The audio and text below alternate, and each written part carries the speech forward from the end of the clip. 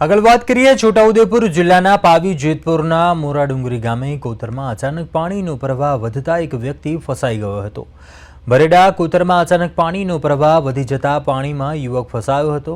ભેંસ ચરાવવા ગયેલા સુભાષ રાઠવા નામનો યુવક પાણીમાં ફસાયો હતો।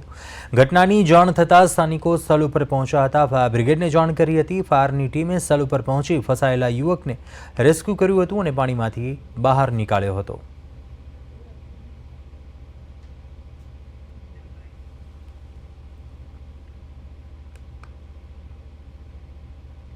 છોટાઉદેપુર જિલ્લામાં બોડેલી તાલુકાના ચલામલી ગામે એક આકસ્મિક ઘટના બની કે જ્યાં ગામના મનહરભાઈ તડવી પશુ ચરાવવા ગયા હતા ત્યારે અચાનક કોતરમાં વરસાદી પાણી ભરાઈ ગયું હતું।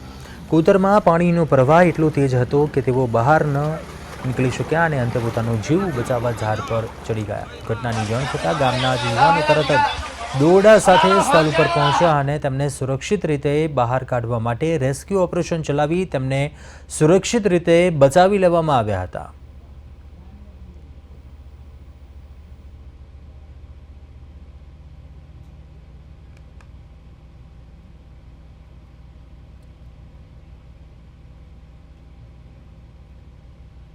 છોટાઉદેપુરના નસવાડીમાં ધોધમાર વરસાદને કારણે અશ્વિન નદીએ રૌદ્ર સ્વરૂપ ધારણ કર્યું છે।